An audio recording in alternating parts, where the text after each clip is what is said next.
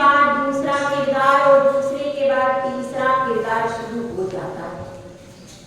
जब हम छोटे बच्चे थे तो हम पुत्र का किरदार निभाते थे, फिर बड़े हो जाते हैं तो हम मित्र का किरदार निभाते थे, फिर उसके बाद पति का किरदार निभाया जाता है, स्त्रियां पत्नी का किरदार निभाती हैं, उसके बाद माँ का, पिता का, भाई का, बहन का, इस तरह से तरह तरह के किरदार हम इस नाट्यशाला में अनादि काल से निभाते आए हैं और निभाते रहने की भावना नहीं होनी चाहिए, क्योंकि हर किरदार का एक दिन अंत हो जाता है, लेकिन हमारी भावना का अंत नहीं हो पाता।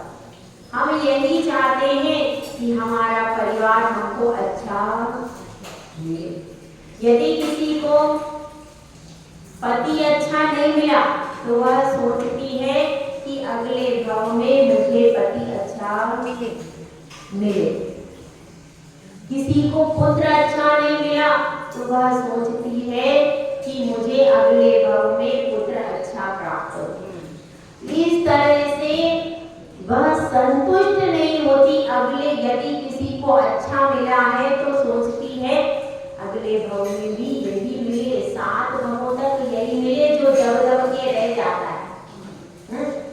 जो पति दब दब के रह जाता है, जो सुन लेता है और मेरी इच्छाओं को पूरा कर देता है, ऐसा पति कब तक मिले? 7 जन्म तक। लेकिन जो पति एकदम शेर जैसा है, मिलिट्री के जवान से शादी हो गई किसी की, क्या करेगी? अगर मिलिट्री के जवान से कोई स्त्री शादी नहीं करना चाहती, क्यों? क्योंकि भैया वो इतना कड़क है, वो दबेगा नहीं, और दबेगा नहीं तो मेरी पटेगी नहीं पटेगी। और अगर मिलिट्री के जवान से किसी की बाय चांस विवाह हो जाए तो वो कभी नहीं चाहेगी कि 7 जन्म तक, इस जन्म में भी जल्दी पीछा छूट जाए, एक बार जाए सेना में। ऐसी भावना लोग भाते हैं, ऐसी भावना लोग भाते हैं कब? जब उनको साथ विपरीत मिल जाता है। कम से कम सासू जी के लिए तो भाई लेती है बहू, जिसकी सासू बहुत कड़क हो, बहुत कड़क हो, जेवर पहने तो पहनने नहीं दे, और वस्त्र भी सब अच्छे अच्छे सब अपने पास रख ले, चौके में भी सामान अंदर रख ले, खाने को भी मुश्किल से दे दे। वो क्या कहेगी? सासू जी तुम स्वर्ग कब जाओगी?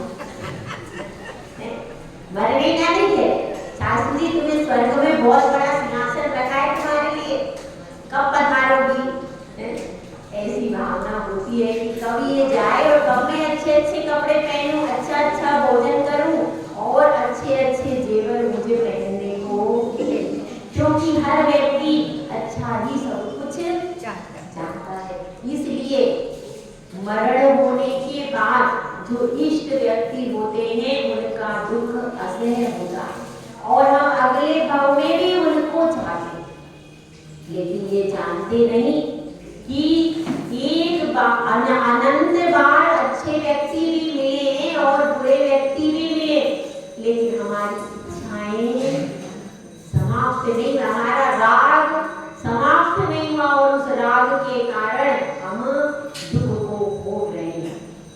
यहाँ पर पहले ही आचार्य समंतभद्र स्वामी ने कह दिया, भैया यह जो चारित्र धारण कर रहे हो ध्यान रखना, राग द्वेष की निवृत्ति के लिए ही चारित्र धारण कर रहे हो। ऐसा नहीं हो जाए कि तुम चारित्र बड़ा बड़ा धारण कर लो और राग द्वेष बढ़ता जा रहा। इसलिए पहले ही समझ लेना, राग द्वेष निवृत्ते चरणम प्रतिपद्यते साधु। राग द्वेष की निवृत्ति के लिए चारित्र धारण किया, यह लक्ष्य हमेशा याद तो रहना चाहिए। इसलिए याद रहना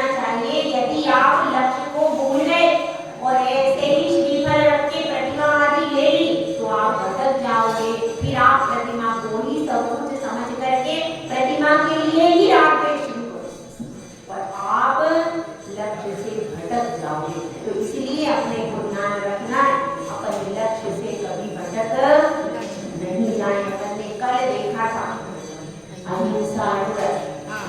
अहिंसा व्रत के पालन करने वाले को पानी छानकर ही इस्तेमाल करना चाहिए, ध्यान रखना। अहिंसा व्रत जिसने लिया है वह अनछने पानी का प्रयोग नहीं करेगा। अनछना पानी पीने को तो पी ही नहीं सकता, पीने के लिए तो बिल्कुल निषेध ही है। और पानी भी कौन सा, सुबह हमने छाना मटके में रखा है, दिन भर वो पानी पी रहे। अब वो पानी अनछना हुआ कि नहीं? इसकी मर्यादा कितने समय की थी? केवल 48 मिनट में भी एक मुहूर्त कम, अंतर मुहूर्त की मर्यादा है एक समय कम। 48 मिनट में भी एक समय कम की उसकी मर्यादा थी, और हम उसको दिन भर शाम तक पी रहे हैं। कब तक? रात तक पी रहे हैं। सुबह अगले दिन मटके को धोया जाएगा और फिर उसमें धो करके नया पानी, यही व्यवस्था है ना भैया? लेकिन वो पानी अनछना हो गया। वह पानी कैसा हो गया? अनछना। तो अहिंसा व्रतधारी को पानी छान के पीना पड़ेगा, इतनी तो मर्यादा। ये जरूरी नहीं है कि वो पानी गर्म करके पिए, पानी को प्रासूत करके पिए, ये कोई जरूरी नहीं है। लेकिन कम, क्योंकि ये तो प्रतिमाधारी वगैरह के लिए कंपल्सरी होता है कि पानी को उबाल कर या गर्म करके पिए। वैसे तो सब बीमारियों से बचने का सबसे बढ़िया तरीका है पानी को उबाल करके फिर, तो आपकी 90% बीमारियां दूर हो जाएंगी। क्योंकि पानी में जो विकार होते हैं उन विकारों से शरीर में रोगों की संभावना बढ़ जाती है। तो यहाँ पर बात चल रही है जिसका अहिंसा व्रत है, अनछना पानी नहीं पी सकता, उसको प्रति समय छान के पानी पीना पड़ेगा। ठीक है, पहली तो ये व्यवस्था है। और अगर बार बार छानना नहीं चाहता है तो उसको 6 घंटे की मर्यादा वाला गर्म कर दो और 6 घंटे तक प्रयोग करें, अथवा 12 घंटे की मर्यादा वाला भी गर्म कर सकता है और उबाल भी, जैसी उसको व्यवस्था हो। और इसके अलावा और क्या कर सकता है? तो उसमें लौंग है, इलायची है, सौंफ है, ऐसी कोई भी सुगंधित द्रव्य को डाल दे जिससे पानी का रंग परिवर्तन हो जाए।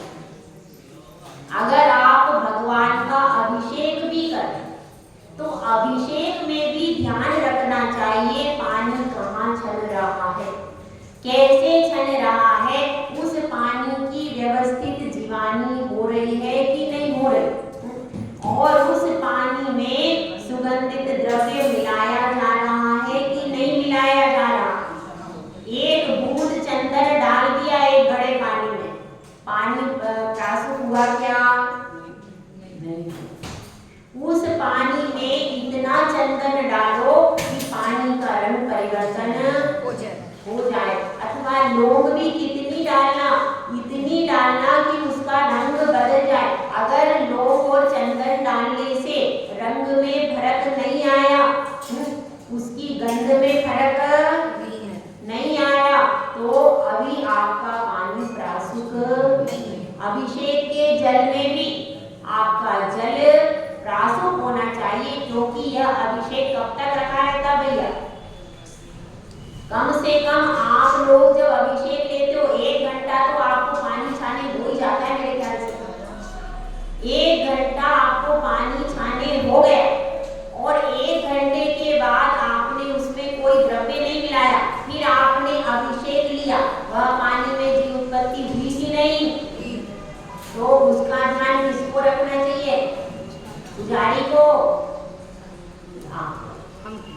जो जो अभिषेक कर रहे हैं उन सबकी जिम्मेदारी है कि पानी प्रासूत हुआ है कि नहीं हुआ है, पानी कब छना है, इसको देखना चाहिए।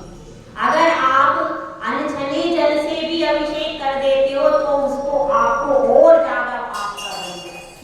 ने तीन लोग के नाक के ऊपर कैसा अभिषेक कर दिया? अंजन। दोष किसको लगेगा? भगवान को लगेगा? नहीं, हमको थोड़ी लगेगा। किसको लगेगा? हमको लगेगा।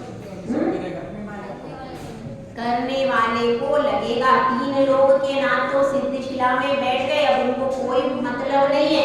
अगर आप जैसी क्रिया करोगे, अशुद्धता से क्रिया करोगे, उस अशुद्धता का फल आपके खाते में चला जाए। इसलिए ध्यान रखिए, वह अभिषेक का जल कैसे छाना गया है, इसका भी विवेक आपको होना चाहिए। ठीक है, तो अब अपनी चर्चा चलेगी सत्यानुवृत्ति कि इस संसार में जितना भी कारोबार चल रहा है वह झूठ के आधार से ही चल रहा है। झूठ के आधार पर पूरा कारोबार चल रहा है कि नहीं? चल रहा। लेकिन उसके बाद भी झूठ हमेशा जीतता है। विजय जब होती है तो सत्य की ही विजय होती है, झूठ की कभी जीत नहीं होती। तो इस तरह से, लेकिन हम संसार में कितना झूठ बोलते हैं, कोई उस झूठ की मर्यादा नहीं है। क्या मर्यादा? नहीं। सबसे ज्यादा हम झूठ को देखना पसंद करते हैं। कहाँ पर? कौन से झूठ को हम देखना पसंद करते हैं और झूठ को सुनना पसंद नहीं करते? कौन से झूठ को? बताओ, दो प्रश्न हैं आपके सामने। कौन से झूठ को हम देखना पसंद करते हैं और कौन से झूठ को हम सुनना पसंद नहीं करते? हाँ बताइए। जो हमारे प्रश्न को होता है, हाँ, जो हमारे क्या अब हमारे पक्ष में वो झूठ को देखना पसंद करते हैं, और तो हमारे विरोध में वो झूठ को देखना पसंद नहीं करते। देखिए, सबसे ज्यादा हम झूठ को देखना कौन से को पसंद करते हैं? पिक्चर को। पिक्चर जो होती है उसमें जाकर के पैसे देके झूठ खरीद के लाते। सीरियल पिक्चर है, सीरियल है, जितने सब झूठे हैं कि नहीं है? क्या उसमें कुछ सच्चाई है?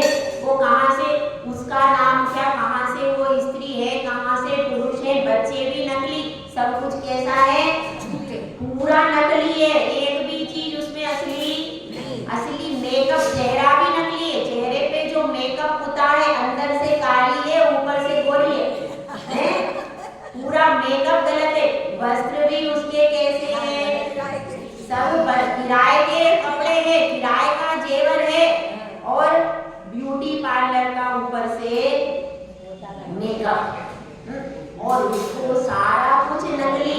बच्चे भी उसमें दूसरे के, उसके नहीं है। जो उसमें दिखाए जा रहे उसके क्या? पति किसका है? दूसरे का है पति। पति भी दूसरे का है, पुत्र भी दूसरे का है, जिठानी जिठानी सब दूसरे की है। उसमें असली कुछ है क्या? नहीं। फिर भी हम बड़े खुश होते, आज पिक्चर देखने गए थे, आज सीरियल देखने गए थे, बड़े खुश होते हैं उसमें जाकर के। अभी देखिए, अगर हीरो विलेन को मार रहा है तो हमको लग रहा है असली लग रहा है, जबकि वो हीरो मार रहा है क्या? नहीं। वो मरेगा क्या? नहीं। सब कुछ इतना नकली है, फिर भी हम जानबूझ करके 1000 रुपए का, कितने रुपए का टिकट आता है पिक्चर? आपके बहुत ज्यादा 1200 का, 800 रुपए का। कौन सा? बॉक्स का कि सामान्य वाला? 800 रुपए अपन देते काय के लिए? झूठ के देखने के लिए 800 रुपए दे देते। और वैसे कोई गरीब होगा, परेशान होगा, कोई कहेगा कि हमको पैसे दे दो, हमारी कुछ सहायता कर दो, हमें भोजन करा दो, तो उसको भोजन भी नहीं कराएंगे। और एक बार में अकेला तो कोई पिक्चर देखने जाते ही नहीं, या तो जोड़ा जाएगा या उसके साथ में व्यक्ति जाएंगे। तो कम से कम 2 लोगों के भी 800 के कितने हो गए? 1600 रुपए यूं पानी में स्वाहा कर देते हैं। झूठ देखने के लिए इतना शौक है, पर कौन सा झूठ सुनना पसंद नहीं करते? अब आपको बता दें, यदि आप घर पे गए, अपने बेटे से आपने पूछा कहाँ गए थे तुम? दुकान पे तो था पिताजी, वही तो था। और अब आपको पता चला उस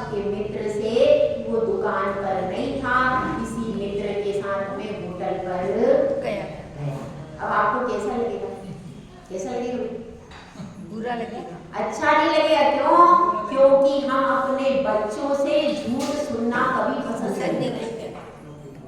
भले हम दिन भर झूठ बोलते हैं, लेकिन जब हमारी संतान हमसे झूठ बोल देती है तो हमको बहुत बड़ा आघात लगता है कि नहीं? तब हमें बहुत आघात लगता है। मतलब हम उसको ले जाके पिक्चर में पूरी झूठी पिक्चर दिखा देंगे, लेकिन बच्चा जब झूठ बोलेगा तो हमारे लिए बचता नहीं। इस चीज को समझो कि जब तरफ हम हर तरफ झूठ का ही कारोबार कर रहे हैं तो हमारी संतान पर भी उसका असर पड़ेगा। कि उसके सामने ही हम झूठ बोल देते हैं कई बार, तो उसके ऊपर असर पड़ेगा कि नहीं? पड़ेगा। हाँ, तो यहाँ पर बात चल रही है कि अब शिष्य कहता है भैया गृहस्थी में कैसे झूठ से बच सकते? यहाँ पर तो परिवार है, उसको धन भी कमाना है, उसको फैक्ट्री में भी जाना है, दुकान भी चलानी है, हाँ बच्चों का भी पेट भरना है, सारी चीजें उसके साथ है। हाँ ठीक है, साधु संत ने घर बार छोड़ दिया, उनको क्या प्रयोजन है अब झूठ बोलने से? उनको कोई प्रयोजन नहीं है। लेकिन गृहस्थ को तो 100 प्रयोजन है। उनके पास इतने सारे काम है। हम झूठ से कैसे बचें और कौन से झूठ का त्याग कैसे करें, इस बात को आप समझाइए। तो आचार्य परमेश जी इस कारिका में आपको समझा रहे। कारिका नंबर कौन सी है? 55 नंबर। स्थूल मलिकम न वदति, स्थूल मलिकम न वदति, न परान् वादयति सत्यमपि विपदे, न परान् वादयति सत्यमपि विपदे, यत्तद् वदन्ति सन्तः, यत्तद् वदन्ति सन्तः, स्थूल वृषावाद वैरमणम्, स्थूल वृषावाद वैरमणम्। इसमें कहा गया है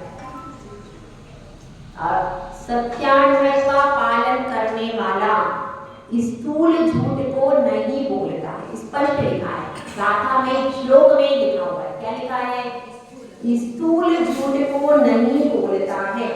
न परान् वादयति सत्यमपि विपदे, और न दूसरों से भुलवाता है। सत्यमपि विपदे, विपदा के आने पर सत्य भी नहीं बोलता है। समझ में आ गई बात?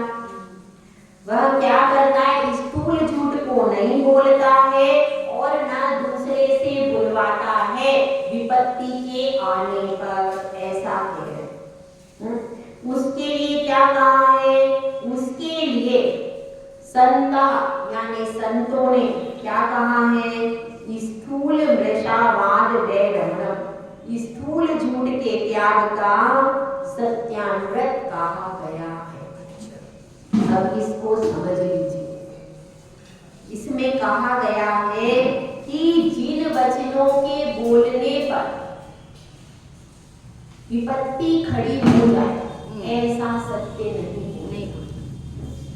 स्थूल झूठ मतलब ऐसा झूठ नहीं बोलता जिसके बोलने पर सामने वाले के लिए विपत्ति खड़ी हो जाए और वह प्राणों का घात कर बैठे। ऐसा किसी का कोई राज था, विवाह के पहले उसका कुछ संबंध था, अब उसकी शादी हो गई, 2 बच्चे हो गए, अच्छे से वो रह रही थी। अब आपको किसी कारण से उसका सब पाठ पता चल गया, या फिर आप उसकी बचपन की सहेली थी, अब वह आराम से रह रही थी और फिर बाद में आपका उससे विवाह हो गया। अब आपको गुस्सा आ गया, ये अपने आप को क्या समझती है? अब आपने क्या किया कि उसके पति से उसकी शिकायत कर दी। क्या हो गया? अब उसके पति ने कहा मैं इसको नहीं रखूंगा और उसको अब वो घर में आए, कदाचित उसने कुछ गलत कर लिया, अपने जीवन का नाश कर लिया, तो जिम्मेदार कौन हुआ? वो सहेली हुई कि नहीं? क्यों? उसने तो कुछ नहीं किया, उसने तो सिर्फ दुष्ट कहा था। ऐसा सच नहीं बोलना कि दूसरा विपत्ति में पड़ के अपने प्राणों का घात करे। अब उसकी जीवन अच्छे से चल रही है तो अपन को ऐसा काम नहीं करना कि जिससे वह जीव दुखी हो जाए। ऐसा भी लोग करते देखे जाते हैं। कोई अच्छे से सुखप्रद रह रहा है, आपने सत्य ही बोला, उसका पुराना अतीत सच था, लेकिन वह सच बोलने से क्या हुआ? ऐसा सच भी नहीं बोलना कि जिससे किसी के प्राणों का घात हो जाए अथवा वह जीवन भर क्लेश में व्यतीत करे। मान लो उसने उसे छोड़ा नहीं तो भी जीवन भर सुनाते रहे, उसके पति उसकी सास उसको जीवन भर क्या कर रहे, सुना रहे, उसको तकलीफ दे रहे और वो मानसिक रूप से तकलीफ भोग रहा, ऐसा भी हो सकता है। तो ऐसी बातों को, गोपनीय बातों को प्रकट नहीं करना चाहिए। ये क्या हो गया? इस प्रकार का झूठ नहीं बोलना। बाकी वह व्यापार करेगा तो व्यापार में तो जितने की वस्तु लाया उतने की करेगा क्या? नहीं। तो उसका बिकेगा क्या माल?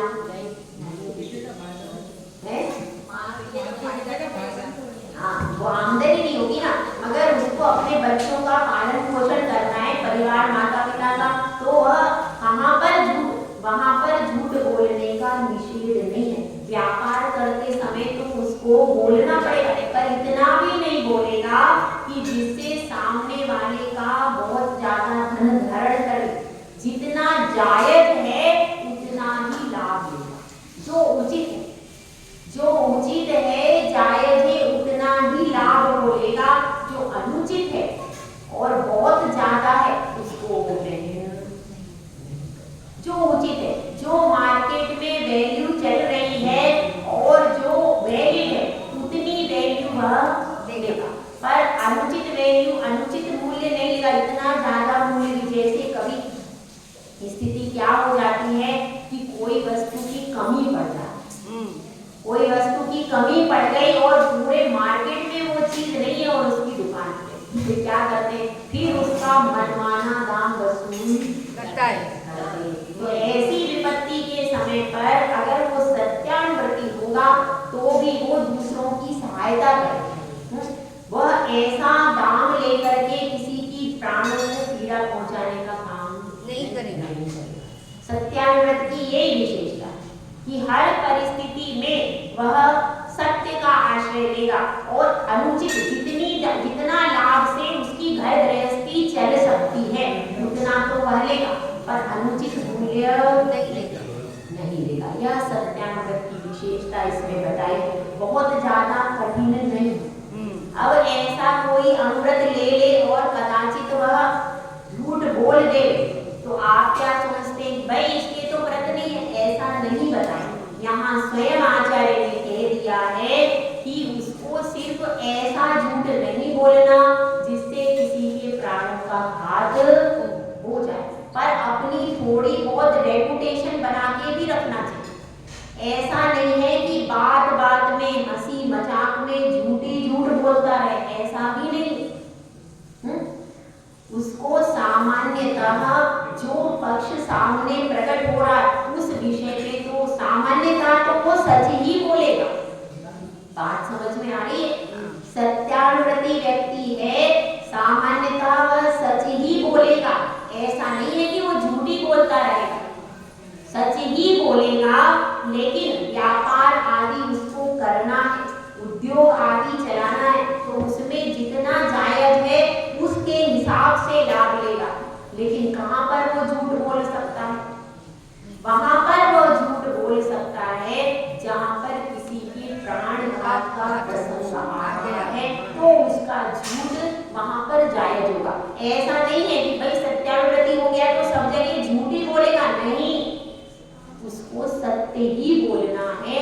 लेकिन कहीं धर्म पर संकट आ जाए, धर्म पर संकट आए। अब जैसे घटना है, आप कहीं पर ट्रेन में जा रहे, जगह नहीं थी, बाय चांस आपको एक सीट मिली और आपने देखा जितने भी ट्रेन में लोग हैं सब लोग मांसभक्षी लोग, आप अकेले फंस गए।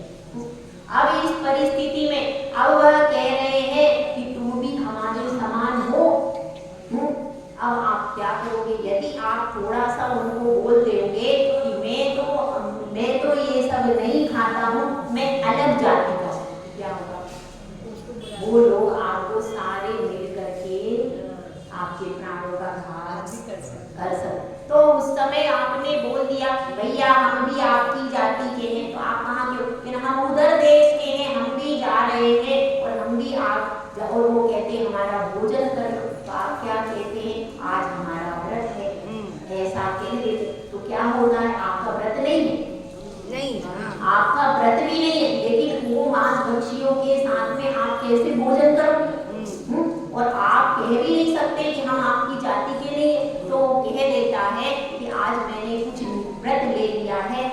मैं बाद में जाकर के करता हूँ, आपका ही हूँ, मैं वहां जाता हूँ। इस तरह से आपने झूठ बोला कि नहीं? बोला।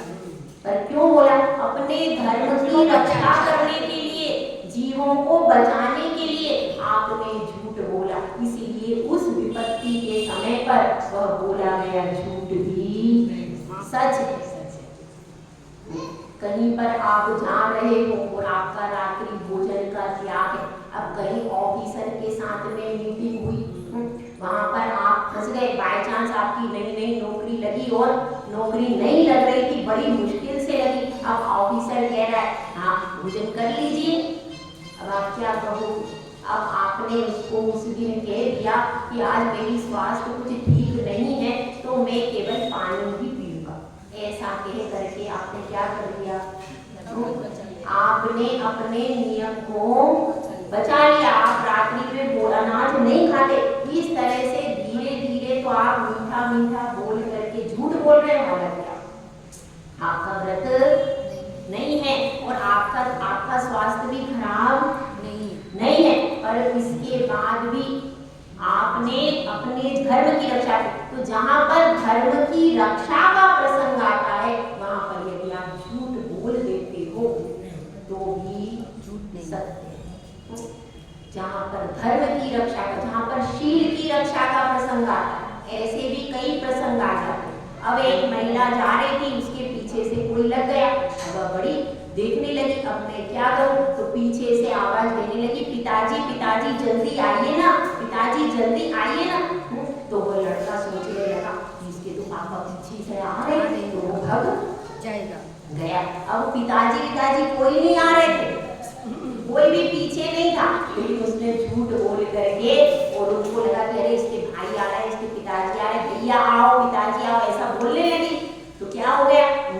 उसको डर लगा कोई इसके भाई और पिताजी पीछे से आ रहे, इसलिए वो डर के भाग गया। अब ये झूठ था कि नहीं? झूठ था। पर क्यों बोला उसने? अपने शील की रक्षा करने के लिए उस स्त्री ने झूठ बोला। तो ऐसा झूठ ये बोल सकता है कौन? सत्याग्रह। समझ में आ गई बात? ऐसे झूठ को वह बोल सकता है, लेकिन ऐसे सत्य को भी नहीं बोलना। अब कोई महिला अकेली जा रही, पीछे से उसके पीछे कोई आ रहा, वह पूछ रहे हाँ ये महिला कहाँ जा रही है? तो आपने बता दिया उस नंबर, उस गली में, उस मकान में। क्या हो गया? अब वो जाकर उसका पीछा कर लेंगे और उसको पकड़ लेंगे। तो क्या हो गया? आपने सच बोला ना? सच बोला ना करने, मगर ऐसा सच नहीं बोलना कि वो जा करके किसी की शील पर संकट आ जाए, किसी के प्राण पे संकट आ जाए। ऐसा सच भी नहीं बोलना। और ऐसा अगर आप झूठ भी उस विपत्ति के समय पर किसी को बचा लेते हो, आप कहते हो कि ये तो बनारस में रहती है, यहाँ तो रहती नहीं, आपने क्या बोला? झूठ बोला। अब वो सोच गए यहाँ तो ये बनारस रहती, तो फिर ठीक है, इससे क्या मतलब है? तो फिर वो लोग वैसे ही चले। तो ये ध्यान रखना है विपत्ति के समय पर अगर किसी की प्राणों की रक्षा करने के लिए हम झूठ भी बोल देते हैं तो वह सत्य के समान है। इसको कौन सा व्रत कहते हैं? सत्याग्रह। सामान्यतः पूरा कोशिश अपने को करना, क्योंकि व्यक्ति की यदि रेपुटेशन किसी चीज से बढ़ती है तो केवल सच ही रेपुटेशन बना। आपकी रेपुटेशन कहीं भी बनेगी तो सच के द्वारा बनेगी, झूठ के द्वारा आपकी रेपुटेशन हमेशा डाउन होगी। अगर आप चाहते हो कि आपका सब सम्मान करे तो सबसे सरल और अच्छा तरीका है सच बोलना। भले ही देर हो जाएगी लेकिन फिर आपका कभी भी अपमान करने पर भी नहीं होगा। इसीलिए सच बोलने का प्रयास कीजिए। अब अपन इसमें एक झूठ बोलने से क्या फल मिलता है इस चीज को समझते हैं। एक नगरी और उसमें कहां पर? भरत क्षेत्र में एक सिंहपुर नामक नगर था। उस नगरी की रानी का, उस राजा का नाम था शेषन और रानी का नाम क्या था? रामदत्ता। वह रामदत्ता रानी एक दिन अपने शयन कक्ष में शयन कर रही थी कि अचानक उसको जोर जोर से आवाजें आती है कि कोई रो रहा है। वह बड़ी आश्चर्यचकित होती है और उठ करके झरोखे में से देखती है तो सामने एक पेड़ पर एक व्यक्ति जोर जोर से चिल्ला रहा कि मंत्री ने मेरे रत्न ले लिए, वह रत्न नहीं देता। जब ऐसी आवाज सुनी तो उसने कहा ऐसे ही कोई होगा और फिर थोड़ा सा ले गए। फिर उसके बाद क्या हुआ, थोड़ी देर बाद फिर से बड़ी आवाज आई। तो अब वो क्या करती है, अब वह थोड़ी देर के लिए सोचने लगती है कि दुनिया कहती है ये पागल है, लेकिन पागल एक बात बार बार नहीं दोहराता, ये तो एक ही बात को बार बार कह रहा, जरूर इसमें कुछ सच्चाई होगी, ऐसा उसको विचार आता है। प्रातःकाल की मंगल वेला में बंदी जन गान करते हैं और राजा की नींद टूट जाती है। फिर वह राजा से कहती है कि हे राजा, यह जो दुनिया कहती है कि यह व्यक्ति पागल है, लेकिन मुझे ऐसा नहीं लगता। एक बार आप न्याय पुनः कीजिए, पुनः न्याय कीजिए, कहीं ऐसा ना हो कि जिसको पद दिया गया है वह उस पद का दुरुपयोग कर रहा है। जब पद, प्रतिष्ठा और पैसा हो जाता है उसके बाद ज्यादातर लोग पद का दुरुपयोग करते हैं। तो इसकी ऐसी बात सुन करके राजा कहता है कि हे रानी, तुम स्वयं बुद्धिमती हो, तुम स्वयं इसका न्याय करो। ठीक है, ऐसा कह करके राजा अपने दरबार में चला जाता है। अब रानी सोचती है कि इसका न्याय कैसे करना चाहिए। मंत्री प्रतिष्ठित मंत्री है और उसकी कीर्ति सब तरफ फैली हुई है। यह जिसके बारे में कह रहा है वह हमारा राजमंत्री है श्रीभूति, और उस श्रीभूति ने गले में चाकू लटका रखा है, जनेऊ में चाकू रखता है और कहता है यदि मैं झूठ बोलूं तो जिह्वा को काट लिया जाए। ऐसी उसने घोषणा कर दी। ये याद रखना, जो ज्यादा घोषणा करता है ना कि मैं सच बोलता हूँ, मैं सच बोलता हूँ, उसी की दाढ़ी में तिनका होता है। जो ज्यादा घोषणाएं नहीं करता फिरता वह ज्यादातर सत्य बोलता है। इसीलिए घोषणा करने वाले पर एकदम से विश्वास मत करें। तो अब यह घोषणा कर रहा है, तो अब क्या करती है रानी, उसे अपने पास में बुलाती है और कहती है कि मंत्री जी बहुत दिन हो गए, अब हम चौपड़ का खेल खेलें। और चौपड़ के खेल के लिए उसे बिठा लेती है। बिठा करके अब उसमें दांव पर लगाते हैं। दांव पर लगाते हैं तो क्या हो जाता है, सारा वह अपना धन हार जाता है और रानी सारा धन जीत जाती है। अब वह अपनी निपुणमती दासी को बुलाती है। दासी को बुलाकर कहती है कि जाओ और यह जो पागल कह रहा है कि इसके रत्न है, वो रत्न आप उसकी सेठानी से, उसकी मंत्राणी से लेकर के आओ। अब वह दासी जाती है और कहती है सुनो, मंत्री जी बड़ी विपत्ति में, अब उनके पास कुछ नहीं बचा, अब वो रत्न दे दो, उन्होंने मंगाए हैं। वो मंत्राणी देती नहीं। फिर वह दोबारा भेजती है उसको अंगूठी लेकर के। अब वो अंगूठी जीत लेती है और अंगूठी लेकर के दोबारा भेजती है निपुणमती को कि जाओ रत्न ले आओ। लो, वह मंत्राणी के नहीं देती। फिर भी क्योंकि उसको मंत्री ने मना कर दिया था किसी भी परिस्थिति में रत्न निकाल करके मत देना। अब तीसरी बार वह उसका जनेऊ जो कैंची सहित था वह जीत लेती है और जीत करके फिर निपुणमती के हाथ में देती है कि अब जाकर के कहना कि अब तुम्हारे पास अंतिम समय है। और वह निपुणमती जाकर के कहती है देखो हे मंत्राणी, तुमने मेरी बात नहीं मानी, तुमने मेरी बात नहीं मानी, उनका तो जीवन दांव पर लग गया है। ये देखो उनकी जनेऊ लेकर के आई हूं, अब उनका जीवन दांव पर है। यदि तुम रत्न दोगी तभी तुम्हारे मंत्री जी के प्राण संकट से बचेंगे, नहीं तो उनके प्राणों पर बहुत बड़ा संकट है, वो बहुत बड़ी संकट अब उसको लगता है भैया जनेऊ तो किसी का कोई उतारता नहीं, जनेऊ व्यक्ति कब उतारता है? तो वो जनेऊ की बात, जनेऊ को देख करके मंत्राणी को विश्वास हो जाता है और मंत्राणी उसको रत्न दे दी। अब वह रत्न लेकर के आ जाती है, कौन? विपुलमती, और रानी के पास में पीछे से रख देती। अब वो जब रत्न आ जाते हैं तो वह कहती है कि हाँ बहुत खेल हो गया, अब हम कल खेलेंगे, ऐसा कह करके रानी, क्योंकि उसका काम तो हो गया, तो वह मंत्री को विदा कर देती। अब वह राजा के आगे वो रत्न रख देती है। देखो यह सच्चाई है, यह न्याय है, और इस तरह से इसने पता नहीं कितने लोगों का धन हड़प लिया। अब राजा के सामने सच्चाई आ जाती है, वह देखते, लेकिन क्या सोचते हैं कि यह कौन है? तो वह उसको बुलाते हैं, पूछते हैं तुम कौन हो? तो वह बताता है कि मैं समुद्रदत्त नामक व्यापारी हूँ, और इसने मंत्री के पास में रत्न रख के गया था, लेकिन बाद में मेरा जहाज फट गया, मैं वापिस रत्न लेने के लिए आया तो इसने रत्न देने से मना कर दिया।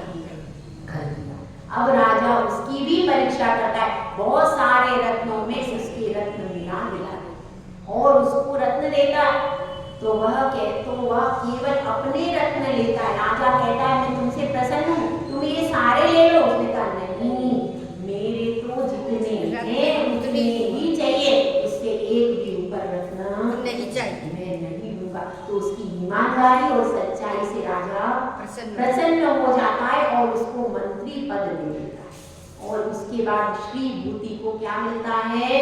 उसको 3 सजा मिलती है।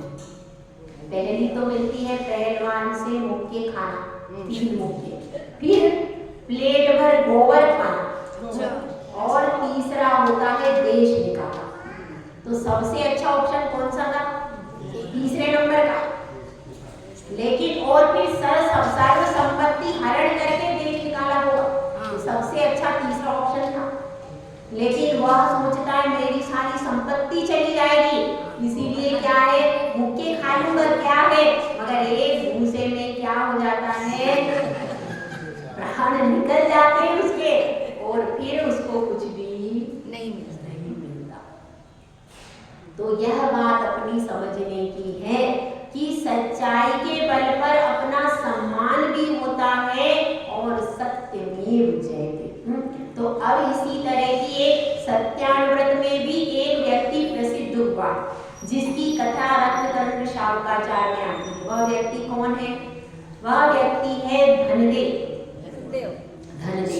धनदेव की कथा आती है विदेह क्षेत्र में पुष्कलावती देश, और उस पुष्कलावती देश में पुंडरीकड़ी नाम की नगरी। उस नगरी में 2 मित्र रहते थे, एक का नाम धनदेव, एक का नाम जिनदेव। इस तरह से 2 मित्र रहते थे। दोनों मित्र सोचते हैं, व्यापारी थे, और सोचते हैं कि अब हमारे पास धन बहुत कम रह गया है, तो हम परदेश में जाकर के धन कमा करके लाएंगे। दोनों मिलजुल करके जाते हैं और ये आपस में ही डिसाइड कर लेते हैं कि भाई जितना भी धन होगा आधा आधा आपस में बांटेंगे।